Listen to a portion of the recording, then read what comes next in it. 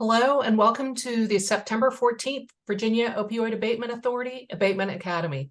My name is Jennifer Nelson, Virginia Institute of Government Assistant Director for Membership and Engagement. The Virginia Institute of Government is a leadership development and community engagement arm of the Weldon Cooper Center for Public Service at the University of Virginia. Through our research, leadership development programs, and local government engagement initiatives, we continue to work towards our vision of good governance, equity, and resilience in every Virginia community. VIG offers leadership development through SEI and LEAD, local government equity clinics, certification for treasurers and commissioners of the revenue, and customized training programs. State agencies and local governments can access a range of consultation and support services to build more resilient organizations. We have a team of seasoned public sector leaders and subject matter experts ready and available to facilitate boards of supervisors, city and town councils, leadership teams, strategic planning retreats, and other related events. Today, VIG is glad to partner with the Opioid Abatement Authority for the Abatement Academy series, presented every second and fourth Thursday through 2023. Here are a few housekeeping notes. This session will be recorded and posted on Weldon Cooper Center for Public Service YouTube channel soon. If you have any questions, please type them in the chat and I will ask them for you. Again, thanks for taking the time to join us today for this Abatement Academy session. Now I'm happy to turn things over to Tony McDowell, the Authority's Executive Director. Tony? Thank you, Jennifer, and welcome everyone. It's my pleasure to introduce our guest speakers today, Justin Savoy and Melissa Mariner. Justin is a program coordinator for Chesterfield Recovery Academy, and he came to Chesterfield with more than 13 years of experience between education and mental health. His experience includes working as a program manager of a substance use disorder program in North Carolina across a 6-county catchment area. He then transitioned to education, where he was a career and technical education teacher, instructional management coordinator, and special populations coordinator.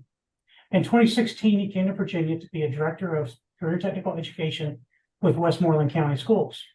On July 25th, Mr. Savoy began his tenure with Chesterfield County Public Schools and looks forward to creating a positive impact on the community, building awareness for adolescent substance use and treatment, and creating a support network for Region 1 schools.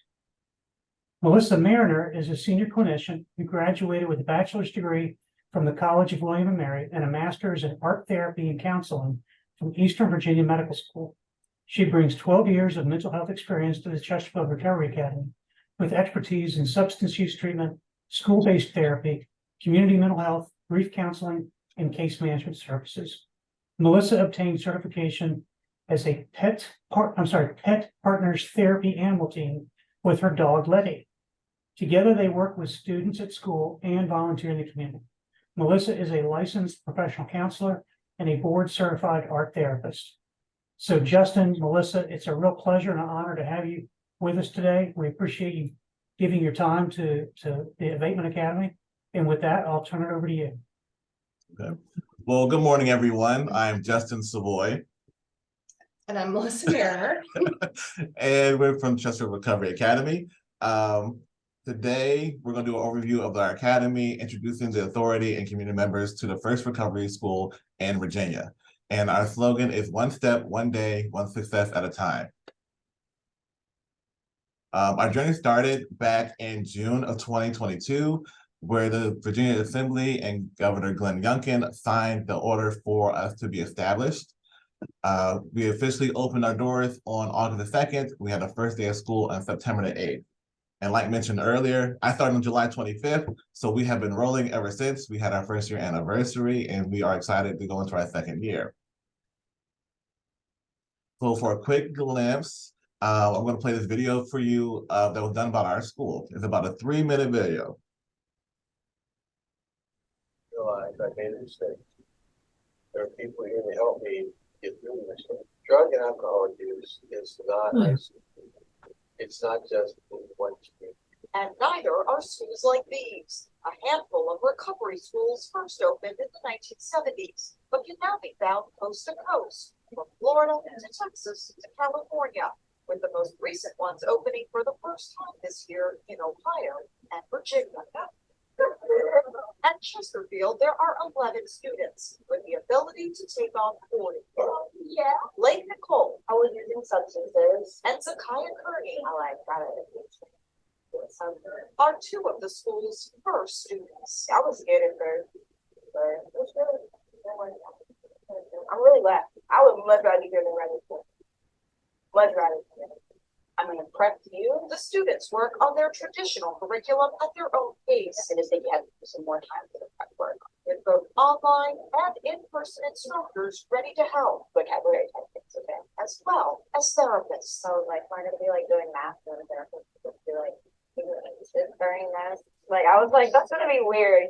But it's definitely nice because when you're having a bad day, you don't really have to hold it in. You can kind of just talk about it with somebody that's gonna be unbiased. And you can leave today. Change your perspective on everything.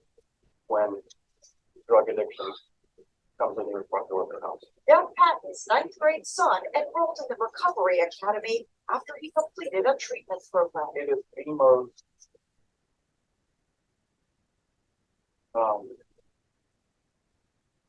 welcoming thing you can do for your child if you have a program like this in your community. Because it gives you hope that they're not going to get lost in the system. It feels like a lifeline. One that these students say they plan to hold on to. It's the people. The reason why I like something. We're all like really close. We have like a little chosen family. One sharing a journey to recovery together. It's just a feeling.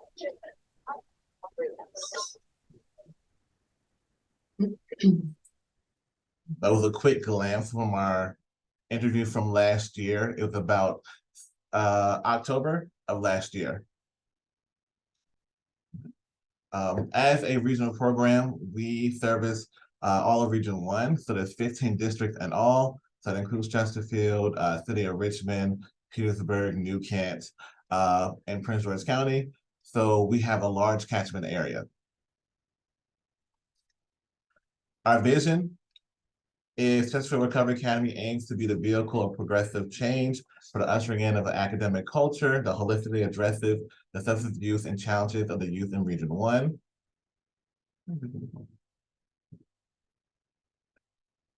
There we go. Our mission statement is that we provide a supportive environment that makes academic success during recovery attainable as well as sustainable, emphasize post-secondary preparedness, and foster the development of a growth mindset towards pursuing healthy choices, positive relationships, and sustained sobriety. So with that, back in June, legislation, House Bill 928 was passed. That gave Chesterfield County the authority to create the program, a regional program without some of the conditions as a traditional regional program. With that, in year one, we're granted $864,000, second year, $500,000, for a total of $1,364,000. For that, it does require that we submit a fall and spring support to the legislative body, and you'll receive that after the presentation. But it also ensures that no student or other county has to provide funding to cover the cost for them to attend the program. Also, this does not cover the grant money for our clinical team.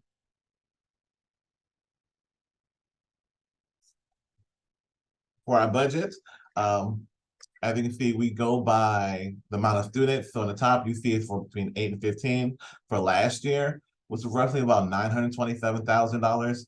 That is also without the clinical team. So part of the instruction, transportation was the big one, and then the one-time construction cost, excuse me, because they had to re-outfit our building to sustain our program. One of the biggest things will be transportation, because it can change per year, especially as we increase our enrollment.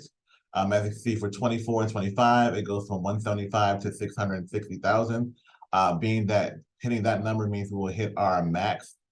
So that's something we take in consideration, because it also helps to eliminate the barrier for some of our students, especially those who are coming from a further out district. And then also instruction supplies may seem to go down a little bit, only due to the fact that our kids perform their most of their schoolwork online. So it will be mainly just maintaining the electronic equipment in our classrooms, or especially boards that are ordered. Staffing, you have myself as the program coordinator, Ms. Melissa, a senior clinician. She supervises 2 clinician 1s. We have 2 academic facilitators, 1 instructional aide. We have a part-time specialist. We're interviewing for, excuse me.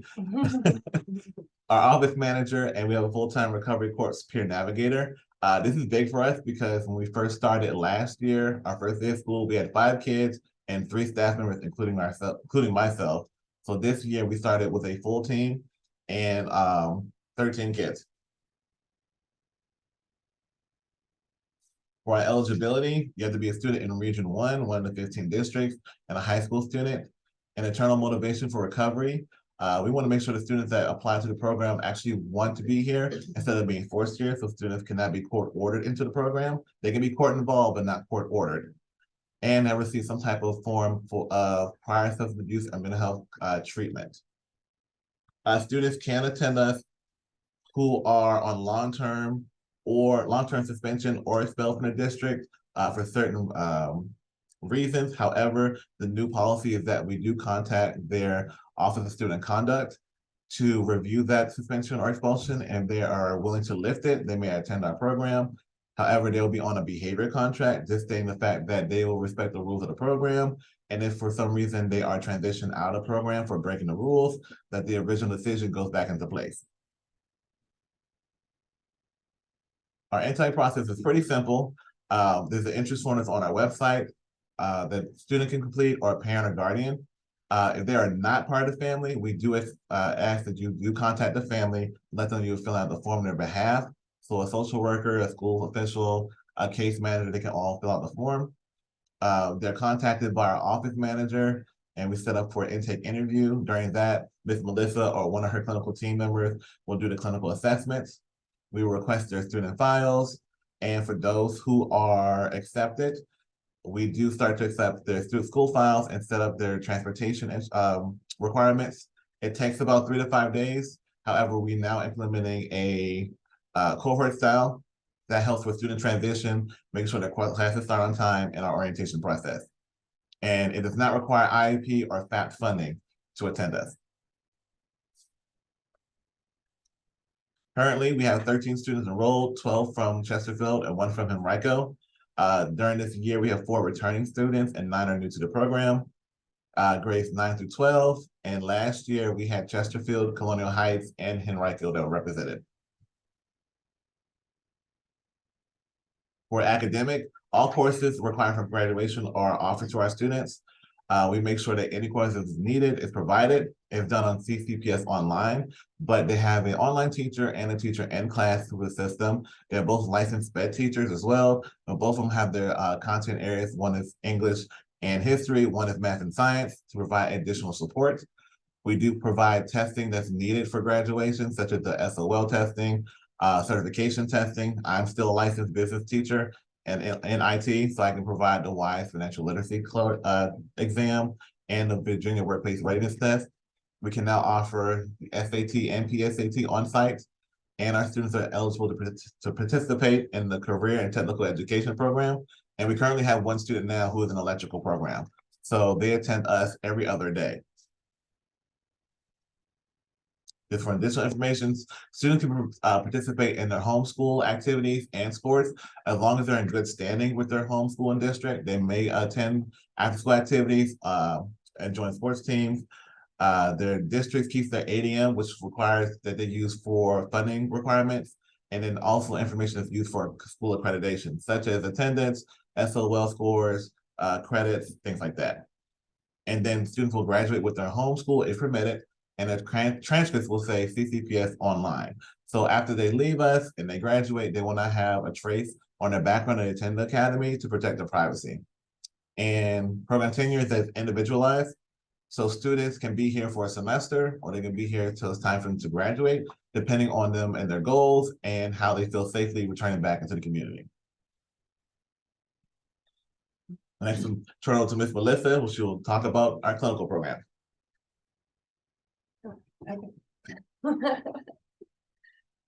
So Chesterfield Mental Health and Support Services received funding by a grant from DBHDS to support the clinical and peer recovery staff. And we submit quarterly reports to DBHDS as part of that grant. We also have partnered with Recovery Corps to have an additional peer recovery staff join us, which has been exciting so far this year. I'm the senior clinician. We have Anna and Kara, who are our clinicians. Our Recovery Corps peer navigator is Nadia. We are interviewing next week for the part-time peer support specialist. And then Letty is our therapy dog who's here. We're a certified therapy animal team, and she's been working in schools for over 6 years now. So we provide substance use treatment to address and support recovery. This looks like group and individual supportive counseling, as well as case management and coordination with outside providers. Supportive counseling is generally 2 to 3 30-minute sessions a week with their assigned clinician. They're also able to access clinical supports as needed. So if something happens, if they come in with something that happened the night before, even though they have an assigned clinician, we all work together as a clinical staff, and students are able to develop relationships with everyone on the staff.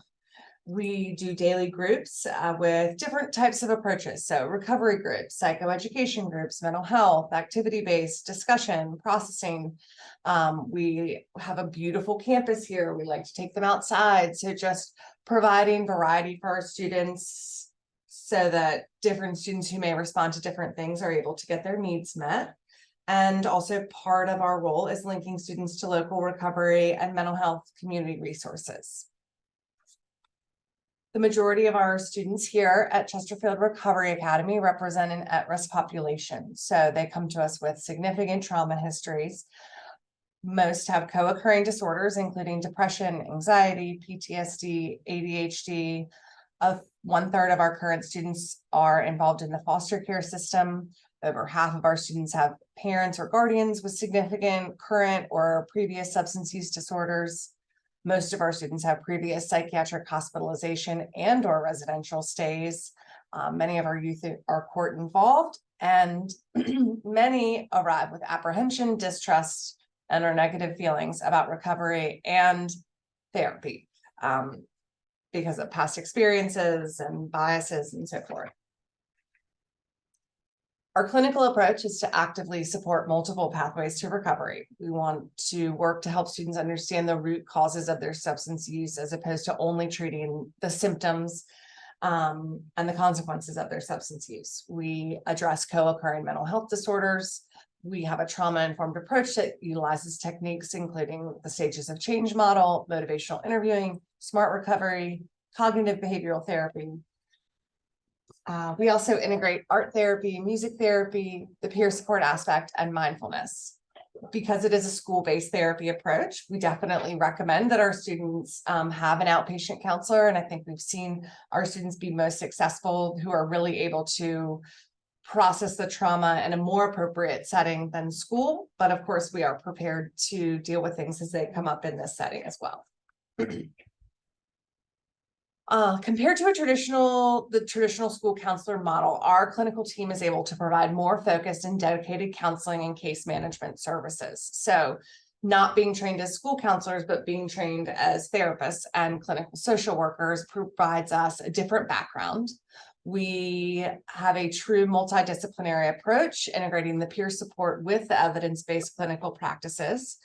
It's year-round support because we are 12-month employees, not the school calendar employees. And so we are able to provide that consistency of checking in and support even during the school breaks. For us to have this level of clinical staff in addition to the peer recovery is a unique model among the recovery high school community, and it's not one that another school in the country has. So in our first year, last year, we implemented the framework for the clinical supports and assessments to meet the needs and also benchmark with the Association of Recovery High Schools for best practices and future accreditation. We developed the substance use mental health assessments that we use for admission, intake, and treatment. We partnered with other recovery schools across the country, local peer resources, Virginia Recovery Corps, and Project Yoga Richmond to help inform the program and also provide additional support to the students. And we built a referral network of community support, including recovery and mental health resources. Over the course of the year, our students developed connection and engagement with the clinical staff, recovery process, and each other. Like Blake mentioned in that video, having a different perception of therapy coming in looks different with the therapy model of supportive counseling, and also having the therapist in the school and interacting outside of therapy sessions as well. Our students participated in over 170 hours of individual supportive therapy and over 80 hours of group therapy. We built positive therapeutic relationships with them. They actively participated throughout the year, even when they were on school breaks. So they were willing to still engage and communicate with us.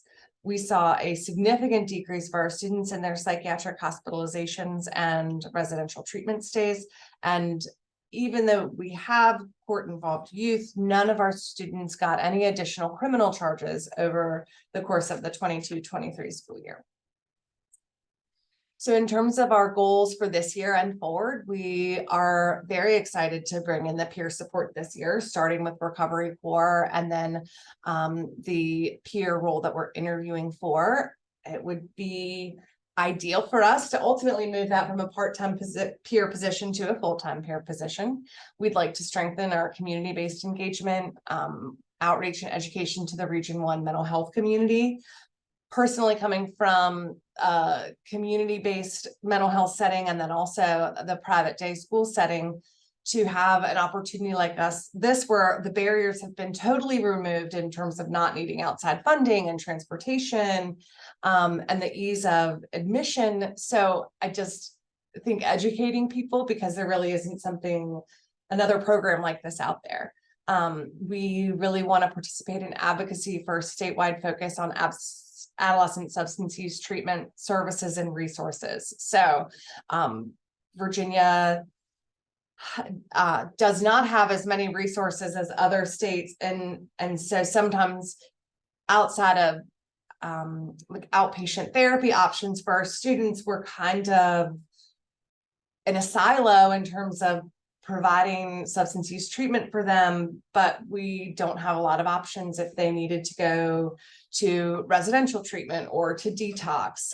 Our students struggle to find age-appropriate groups, recovery groups outside. Other states use the alternative peer group model, but just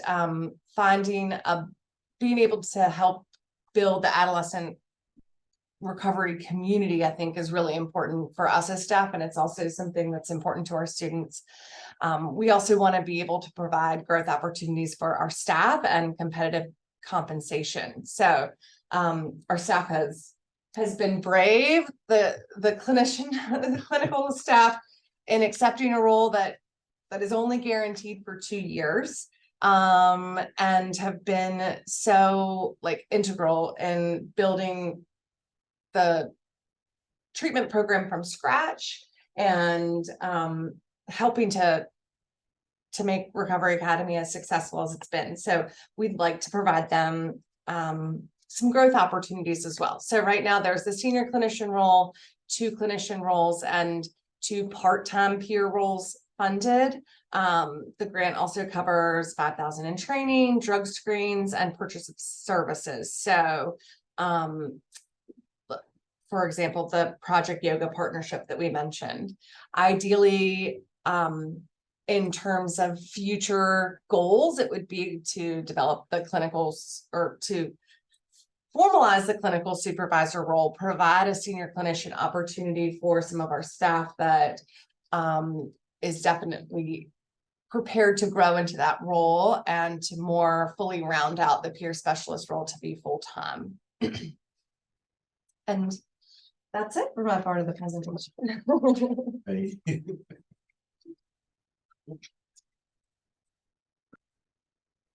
Yeah. For our community aspect, we have partnerships in the community. First is our Chesterfield Education Foundation. They have been very supportive of us. They provide funding for our gas card reimbursements.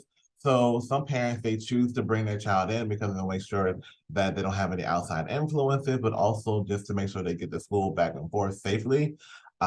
These cards also help them with reassurance they don't have to take the additional funding out of their own household budget. So by having that have been very supportive. And they also provide therapeutic expenses such as the outside funding for like our music therapy, providing things for our clinicians for their groups and their offices as well. We also have the To End the Stigma Foundation. They have provided funding as well for our Student Mindfulness Corner and also showcasing their emotional wheel they developed. They're also trying to work on student adolescent substance abuse in the region as well. And so the emotional wheel is something they're going around to different schools to use for training. We also have the JHW Foundation. They also support VCU Rants and Recovery. They donated items for us for flexible student seating, electronics for the classroom, which has been a great incentive for our students, especially if you've seen in the video, they have the full section in the classroom, but they also have additional flexible seating that you did not see in the video. VCU Rants and Recovery, like I said before, through JHW Foundation, we became partners. They'll provide support for our program and post-secondary options for our students. Boys to Men Mentoring, they provide a weekly all-inclusive therapy group. Because you hear Boys to Men, we do have girls that attend the group. They make sure they bring down multiple different members that are college students. Some are bachelor's and some are master's level social work students to provide the group, and they help support our clinical staff. And then we have Healing Sounds, who provide the weekly music therapy group. And over the course of the year, we received $28,500 in donations from different organizations and members of the community, which has been extremely helpful for us for getting us off the ground running, providing additional things that were not part of initial planning for our students, and it's making a more of a welcoming atmosphere for everyone. For our accomplishments last year, we had about 48 months of sobriety, which is huge for our students. Sometimes they're coming to us with no months of sobriety. This is the first time they're actually giving it a try, which is a huge accomplishment for them. We had over 60 credit hours earned towards graduation, and all of our students were moved on to the next grade level. We had no retentions. We had 4 graduates, 2 term and 2 summer. And one of the summer graduates actually graduated a year in advance, and they are now at Bright Point Community College. And also 5 of our students started their first part-time job, or they re-entered the workforce, which is also a great accomplishment for them because it means they have rebuilt the trust in their home and being allowed outside the home after school hours and also maintaining the money that they bring in. And this is pictures from our first completion ceremony. As you see, our students can still wear their cap and gown because they can still walk with their homeschool as well. We also have them wear it during our completion ceremony. For program and staff achievements, I was a part of the governor's Right Help Right Now plan, where I help advocate for additional recovery schools across the state. We were selected as part of the Virginia School Board Association School Showcase for Success. We also won one of the National Association County Achievement Award for 2023 for youth programs. And then we also won again for the Virginia Association of Counties for Best Large County Achievement Award. And we were featured on Scripps TV stations, which is a nationwide network. Last year, we completed a couple of events. As you know, Christmas break is a huge thing for our students. That is 2 weeks without their normal routine of coming in and seeing us. So we made sure that they were educated on safety planning, understanding safe reporter law, how to make healthy choices over the winter break. And then also we celebrated our graduates and all our students completing their first year. So for future goals, we would like to expand to about 25 students by the end of May 2024. And at least 25% of all of our region districts by 2024 as well. We'll start our accreditation process next year as well, and then just building our expansion in the community, making sure that all the counties in our region understand our program, our referral process, and how we can support them. So lessons learned. We went through a lot in our first year. So I always put leadership up because I started in July. Melissa didn't start until October. So there was a big disconnect in that gap. So I had to fill in for the therapeutic lead. So having the academic and therapeutic at the same time is huge when you want to plan, because we're trying to do this model, understanding and respecting both areas and having that balance is crucial. Your community, you always want to reach out for supportive members and organizations to help with the first year, especially opening the doors, because you want the participants and families to understand that you have a whole system around them and supporting them in their sobriety. They want to think outside the box, because we were not a part of the initial planning process. We were hired in. So there were certain things that weren't thought about academically and therapeutically, especially since we have a growing population and it always changes. So a lot of things come up still with SPED or IEP issues, therapeutic needs that are outside the traditional box. So always be thinking outside the box. Also, we are a part of the solution. So we always want to tell families we are not the end all be all. We're part of the community effort to address adolescent substance use. Yes, the Virginia is very limited in resources, but you always want to make sure the parents know that we are part of the solution. We do not fix the whole issue. You want to clarify your message, that they have a clear understanding of the program for the community, what we can and we cannot do, and how we support them. And then our policy changes. We have an ever-changing student population since we are set students year-round. And so we having kids come in from different counties with different issues. Your policies will need to adjust throughout the year to address those issues. Tips for success. Always utilize the Association of Recovery Schools accreditation process. It just helps with aligning with their policies, especially if you want to be accredited, but also they provide great technical assistance and also building a support network with starting your school. If you're looking at doing it, always partner with at least 2 regional counties. You want to have that commitment. It's a long-term commitment. So you want to make sure you have regional partners who want to address the issue together, especially if you're going to go to the state to request the funding or to have a program similar to ours. And then support for your local government and law enforcement.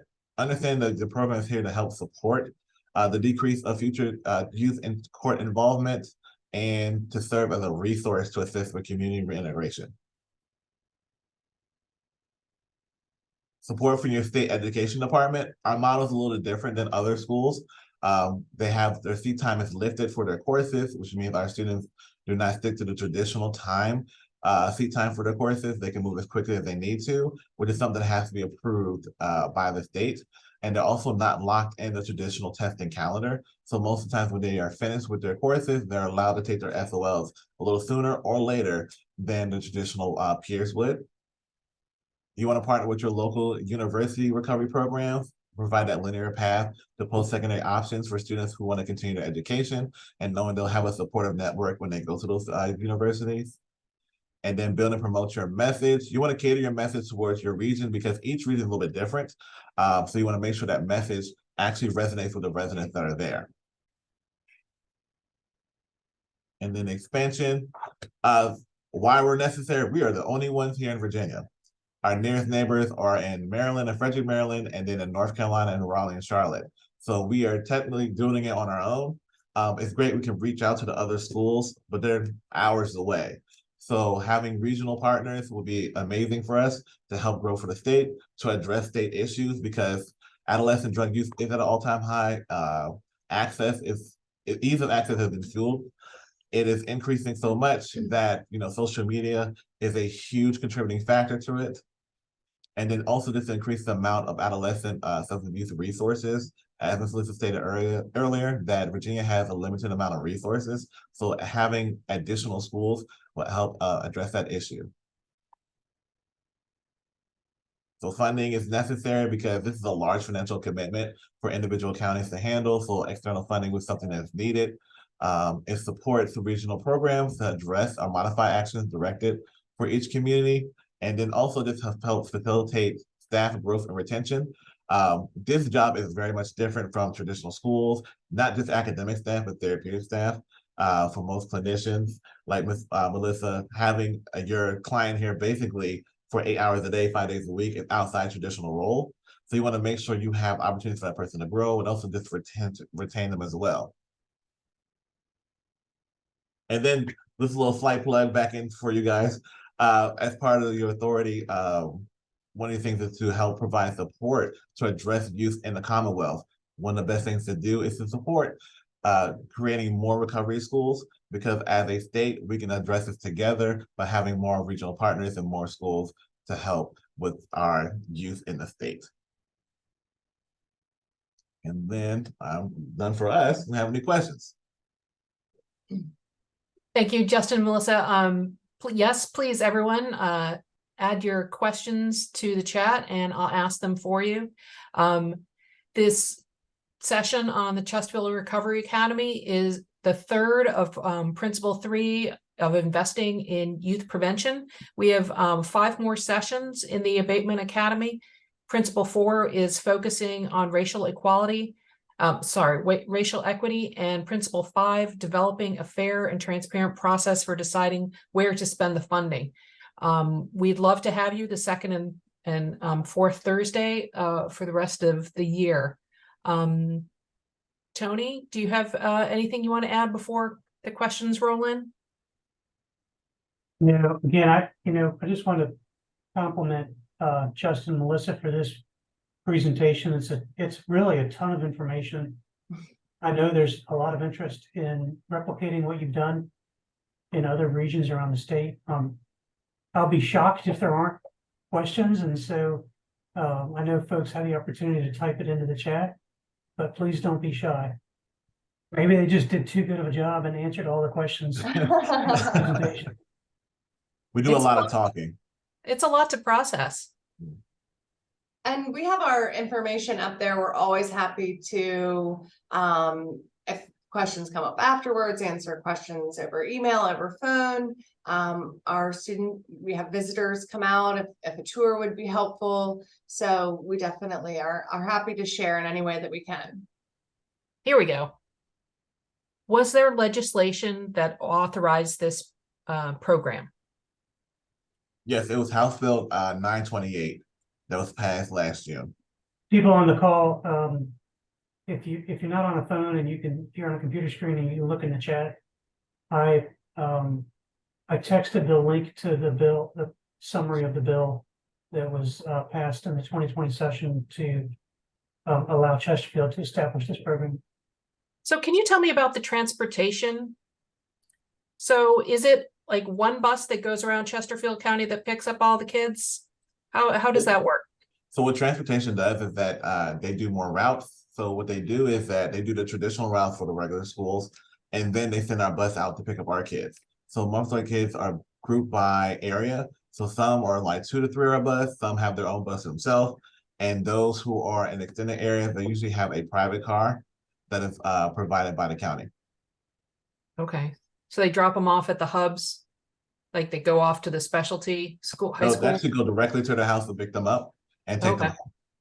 Now, those who are going to the specialty center, like the other CT center, they'll come here first and then they'll take the bus over. Okay. And that's what a great resource that that one student can also do tech center. Mhm. And that's in building, is that correct? And that's at the other building. So he'll come Okay. here every other day.